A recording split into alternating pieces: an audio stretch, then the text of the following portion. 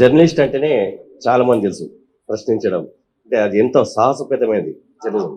అట్లాంటి వృత్తిని వదిలి మళ్ళీ ప్రశ్నించే తత్వాన్ని అంటే కొత్త అధ్యయనానికి జర్నలిస్టుల అధ్యయన వేదిక అని ఏర్పాటు చేయడం ఒక కొత్త అధ్యయనం.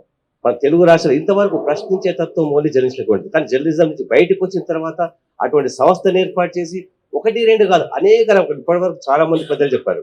విద్యార్థులు కావచ్చు, నిరుద్యోగులు కావచ్చు, వ్యవసాయ రంగం కావచ్చు, అన్ని రంగాల సమస్యల మీద దృష్టి పెట్టి మేధావుల్ని నిష్ణాతుల్ని పిలిచి ఆ సమస్యలకు పరిష్కారం ఇవ్వడం. ఇటువంటి చర్చలు జరపడం అంటే అది సాధారణ విషయం కాదు. అంటే ప్రభుత్వానికి వ్యతిరేకంగానే విధంగా ఉంటుంది అక్కడ.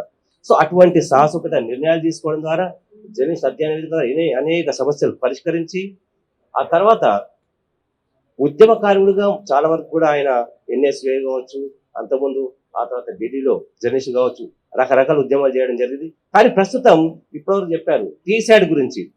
నిరుద్యోగులు చాలా వరకు ట్రైనింగ్ కోసం చాలా ఇబ్బందులు పడుతుంటారని. కానీ ఒక అద్భుతమైన వేదిక టీశాట్. నిరుద్యోగులే కాదు, వ్యవసాయ రైతులు కావచ్చు, అనేక రంగాలకు సంబంధించి ఇక్కడ ఈ టెక్నాలజీని ఏదైతే విద్య కావచ్చు, ఉన్నత విద్య కావచ్చు, టెక్నికల్ కావచ్చు, ఈ రకమైన అన్ని అంశాల పట్ల ఆ విద్యార్థులకు చాలా తోడ్పాటు అందిస్తూ అంటే తెలంగాణని నిజమైన బంగారు తెలంగాణ చేయడంలో టీశాట్ పాత్ర ద్వారా అది కృషి చేయాలని చెప్పి కూడా కోరుకుంటూ సెలవు.